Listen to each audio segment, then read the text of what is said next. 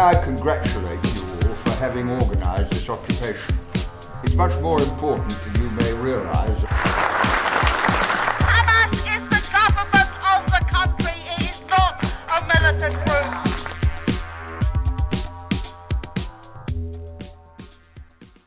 I'm part of an LSE occupation at the moment. Yesterday at 3 o'clock we entered the old theatre, which is one of the biggest lecture theatres in LSE, and have been occupying it since. We're sitting on the stage, we're interrupting at the beginning of lectures to get our point across, which is to make several demands of the school regarding the Gaza humanitarian crisis. They shouldn't just blindly watch what's going on and say, oh, it's terrible. They should actually release a statement and make tangible steps towards helping Palestinians at LSE. We are here campaigning for LSE to divest from arms companies, but we're also here because we're in the midst of the Gaza crisis, and we want to remind people about the victims in this crisis. We've got a rally at 12 o'clock where we've got a speaker from Stop the War Coalition coming down.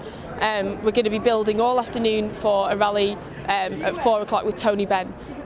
So our day is basically just building the occupation, making LSE realise that this really is a mass student supported campaign. You cannot ignore the student body. Stay in the old theatre this weekend. Make your message known to the LSE authorities.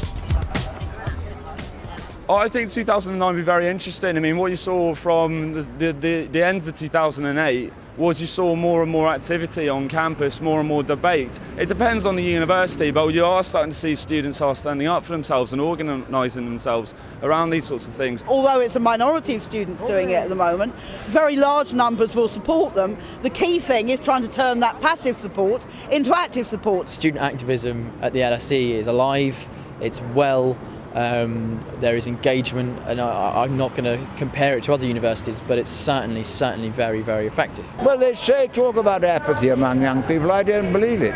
I think if you talk to most young people, and I've got 10 grandchildren of your age, most of them say no one listens to us, and secondly they say you don't believe a word we're told. Now, anger and mistrust, far from being apathy, are highly political, but it doesn't connect to the game that we're told is parliamentary politics. I think people are starting to realise that if you group together and kind of do things collectively, you can resist.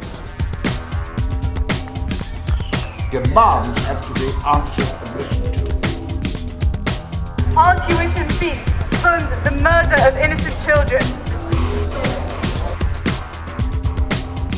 We will be staying in the old theatre for as long as it takes. We just hope that today finally will achieve some sort of interest and awareness that we haven't achieved so far. Victory and the acceptance of all 6 of our demands.